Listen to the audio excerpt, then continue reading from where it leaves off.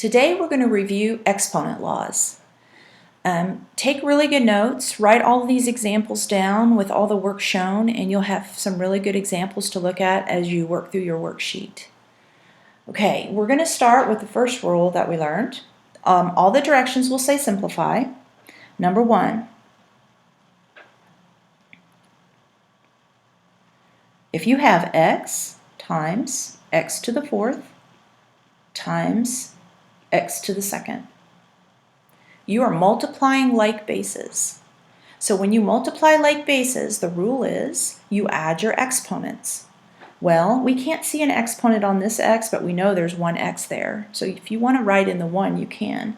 When you add your exponents together, you're going to add 4 plus 1 is 5, and 5 plus 2 is 7. So you get a total of 7 x's. And for those of you who need to see that, there is one x, there are 4 x's, and there are 2 x's. If it helps you to write it out, you are more than welcome to do that. Count them up, 1, 2, 3, 4, 5, 6, 7 x's, and then you write your simplified answer. I don't care if you need to show the extra drawing or not, you can do whatever you would want. Number 2, if you have m to the 7th and you're dividing by m to the 3rd. Well, in example number 1, we multiplied like bases, so we added our exponents. Here we're dividing like bases, so we are going to subtract our exponents. Well, if I use that rule, I'm going to say m to the 7 minus 3. You don't have to show that step, I'm just showing it. So when you have it, if you have it in your notes, you'll remember that you're subtracting. 7 minus 3 is 4, so I get m to the 4th. Now, you could also think of this as canceling. You could look at this problem and say, where are most of my m's? Well, most of my m's are on top because there's 7 on top and 3 on the bottom. So I know my m's are going to be on top. That's why I wrote the m up here, not on the bottom of the fraction.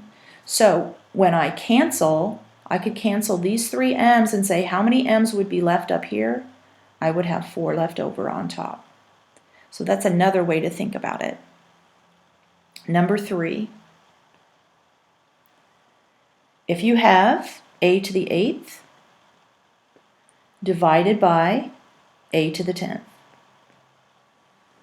If you look at this one, this is the same kind of problem we did on number 2, except we have more a's on the bottom than on the top. So our answer is going to look a little different. Well, if I use my rule, when I divide like bases, I subtract my exponents. I get a to the 8 minus 10. Whatever's on top goes first. This time, I'm going to get a negative exponent. I'm going to get a to the negative 2. And that leads us to another rule that we've learned, where if you have a negative exponent, it's not simplified. And so to get rid of that negative exponent, you have to move it. In this case, our negative exponent here on this a is on the top. So we are going to move it to the bottom of a fraction, and we put a 1 above it. And that is our simplified answer. Now, you can also do this canceling. You can look over here and say, okay, where are most of my a's? Most of my a's are on the bottom. So you could put your a on the bottom right there and say, well, how many are going to be left there when 8 of these cancel out? I'm going to have 2 left over on the bottom. So I have 1 on top, and I have a squared on the bottom. And I get the same answer I got when I used my subtraction rule. When I divide like bases, I subtract my exponents. By the way, if I happen to go a little too fast for you guys, or you need to repeat something, you can always pause the video to catch up and rewind it a little bit if you need to see something again. All right, number 4. Suppose you have some number raised to a 0 power, or it could be some letter raised to the 0 power. What did we learn? That if you raise something to the 0 power, what does it always equal? Well, if you have something to the 0 power, it will always equal 1. And you can always double check yourself if you forget, is if you wonder what happens when something is raised to the 0 power, you could plug it into the calculator. Pick a number. In this case, we have 607. Raise it to the 0 power. Hit that little caret button and plug in 0 and then hit your enter button. And if you do that on your calculator, 607 raised to the 0 power is going to equal 1. Anything raised to the 0 power is equal to 1. Okay, let's go ahead and turn the page.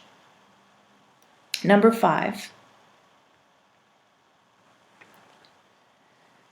We already talked about this today, but it's not going to hurt us to try it again. What if you have m to the negative 5? That is not simplified because we have a negative exponent. How do I get rid of it? Well, I put it under 1 and I make it positive. And that is my simplified answer. Number 6.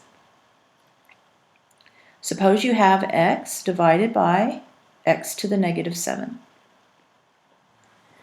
We can do this 2 ways. The way I would do this problem is up here, when I had a negative 5 exponent on top, I moved it to the bottom and made it positive. Well, on this example, I have x to the negative 7 on the bottom. So I can move this to the top. Well, I already have an x on top. But if I move that to the top and make it positive, I now have 7 more x's on top. So when I simplify, how many x's will I have on top? Well, I had 1, and I have 7 more, so I have x to the 8th. That's the way I would do it. However, we are dividing like bases. So you could say, well, this is x to the 1 minus a negative 7. What happens to your double negatives? They cancel out, and you get x to the 8th power. You get the same answer. Myself, the reason why I like this one is when you move it up, you eliminate the negative exponent. You don't have to do any other rules. You just move it up there and make it positive, and then you simplify. All right, number 7. If you have negative 3, a to the 4th, b to the 2nd, all divided by 6, a, b to the 5th. All right, when you have the big fraction, what I like to do is I like to draw a fraction bar and do things step by step. I'm going to start with the coefficients, the numbers in front. We have the fraction negative 3 over 6. We want to simplify that fraction. Well, that negative sign's not going anywhere. What does 3 over 6 simplify to? Well, 3 is half of 6, so 3 goes into 3 once, and 3 goes into 6 2 times. So I get negative 1 over 2. I don't even really need to put the 1 there, but I will because I think that might help some of you. Negative 3 over 6 simplifies to negative 1/2. Now look at your a's. Where are most of your a's? Most of your a's are on top. I have 4 a's on top. So if I cancel 1 a out, I will have 3 left over on top.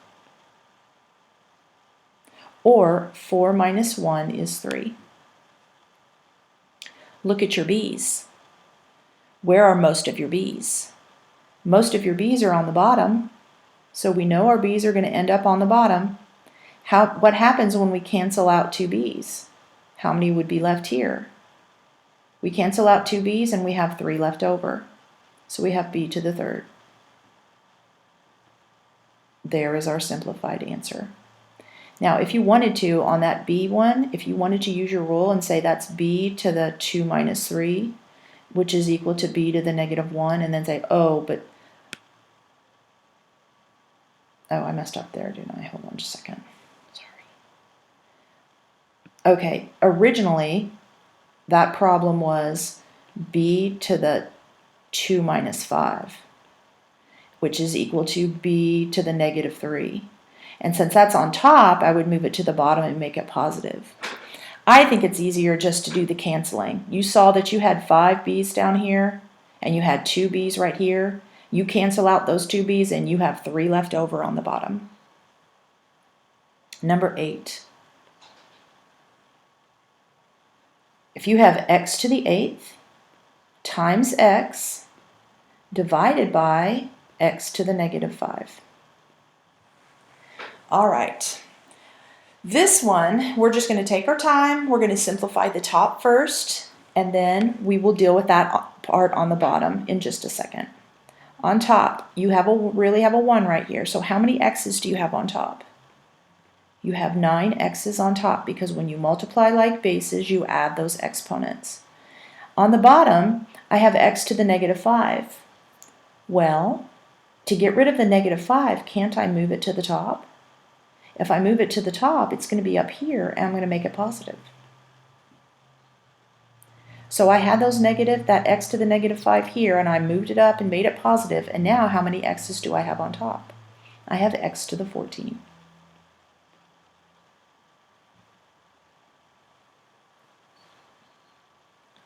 Okay, I'm going to turn the page. Number 9. Suppose you have this. You have negative 2 m to the 4th times n, close parentheses, times 3 m to the negative 1, n to the 7th. Now, I am multiplying these two monomials together. Now, I see that there's a negative exponent there, but I'm not going to worry about it till the end. So what am I going to do? I'm going to multiply the coefficients together. Negative 2 times 3 is negative 6. I have m to the 4th times m to the negative 1. And when I multiply like bases, I add the exponents. So when I add my exponents there, I have 4 plus a negative 1. So I get m to the 4 plus negative 1, which would be what? That would be positive 3. 4 plus a negative 1. Then I look at my n's, and I see I have 1 n here, and I have 7 n's here. So how many n's do I have total? When I multiply like bases, I add the exponents. There's really a 1 right here, so I have 8 n's. Notice that the negative exponent took care of itself. I didn't even have to deal with it. I am finished because I don't have any negative exponents.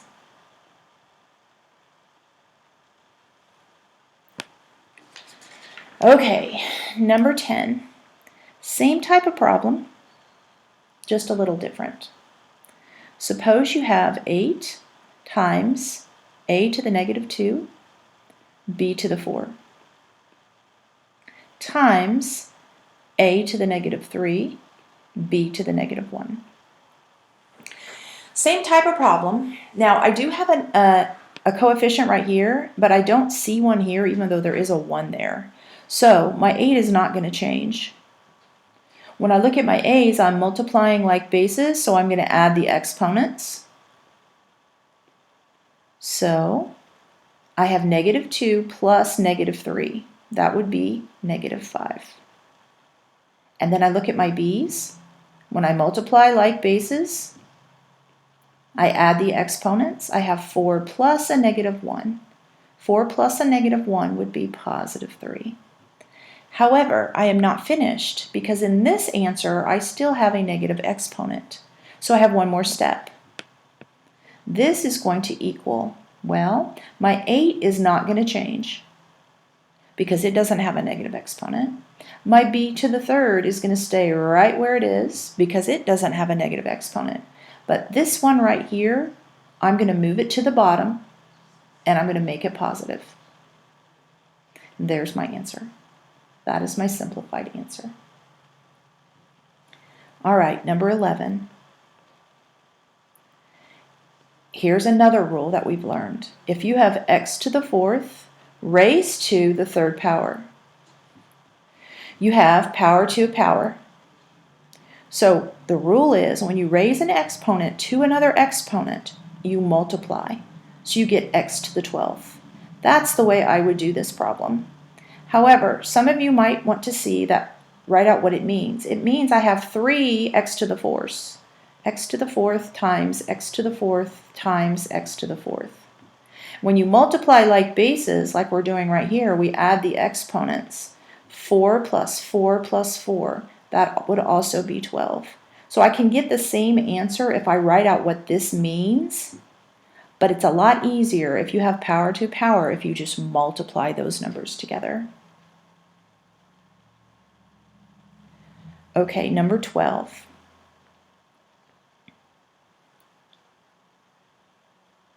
Here I have parentheses, a to the negative 3, b to the 5, all raised to the negative 4 power. Okay, now I have lots of negatives here, but I'm still going to do what I did before. When I have stuff inside the parentheses and it's all multiplied together and I raise it to a power, I'm going to do power to a power. I'm going to multiply my exponents. So here, negative 3 raised to the negative 4 power is going to be a to the 12th. Actually, I don't need that parentheses anymore. Let me start again. Negative 3 times negative 4 is positive 12. And b to the 5 times 4, which is negative 20. I said that wrong. 5 times negative 4, which is negative 20. Now, we're not finished because you see we still have a negative exponent. So, what I'm going to do is I'm going to leave the a alone. The 12 a's are going to stay right there, and I'm going to move the 20 b's to the bottom and make them positive. And there's my answer. Okay, one more page, 3 more examples. Number 13. Suppose you have this parentheses, negative 2, x, y squared, z to the third, all raised to the third power. Now, I'm going to do it the short way, and then I'll do it the long way if you need to see it. I have negative 2 to the third power. That means negative 2 raised to the third power is negative 2 times negative 2 times negative 2. Well, negative 2 times negative 2 is positive 4, and positive 4 times negative 2 is negative 8. So negative 2 to the third power is negative 8. Here I have x to the first power. So when I raise a power to a power, I multiply. So 1 times 3 is 3. Y to the second raised to the third power. Power to a power, I'm going to multiply. 2 times 3 is 6. And then I have z to the 3 times 3, which is 9. I am done because I do have a negative sign here, but that's not a negative exponent. So I don't have any negative exponents. I am finished.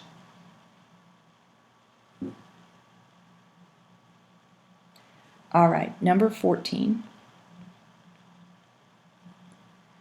Suppose you have x to the third power raised to the fifth power times x squared times x to the 0, all divided by x to the 12th.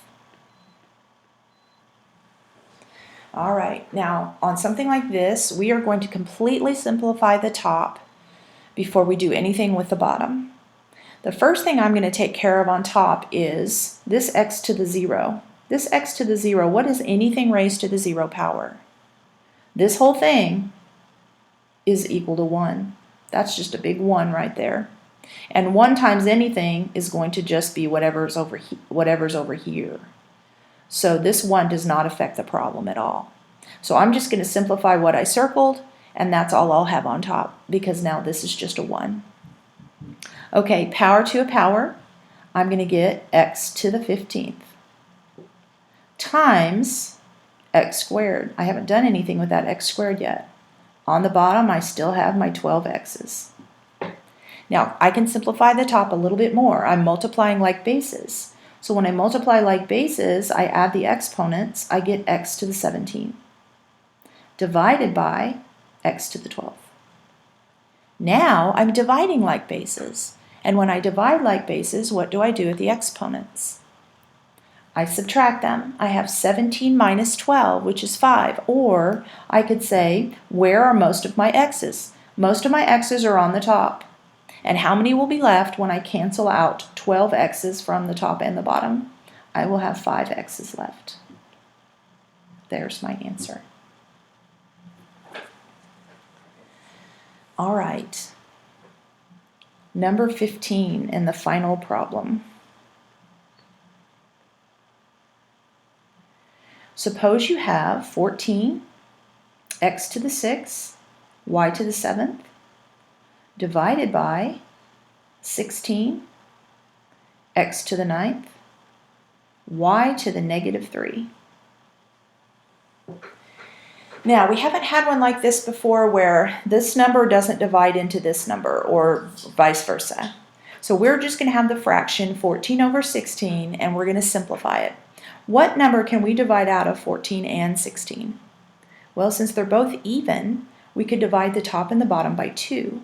So 14 divided by 2 is 7, and 16 divided by 2 is 8. So my big fraction, I'm going to have 7 over 8. Then I look at my x's. I have more x's on the bottom than the top. I have 9 x's on the bottom, 6 on the top. My x's are going to end up on the bottom. When I cancel out 6 x's from the top and the bottom, I will have 3 left over. So I have 3 x's left on the bottom. Then, the next one, I could subtract. I could say this is y to the 7 minus a negative 3. The double negatives cancel, and I get y to the 10th. And that would be on top. The other way I could do it is I could take this and just flip them up. If I flip these up here, I'm going to have 7 y's on top times 3 more. If I move these to the top up here. And 7 plus 3 is 10. So either way, I'm going to have 10 y's on top. Probably the easiest way to do this is just look and say, hey, I have 7 y's up here. I have negative 3 on the bottom. If I move them up, I am going to have 3 on top, and these are gone. So then you can see them. Oh, I'm going to add those together. And that is my simplified answer. Okay, those are all the examples that you will see problems like this in your worksheet. So keep your notes out and do your best on the worksheet. Make sure you show your work. That is all for today.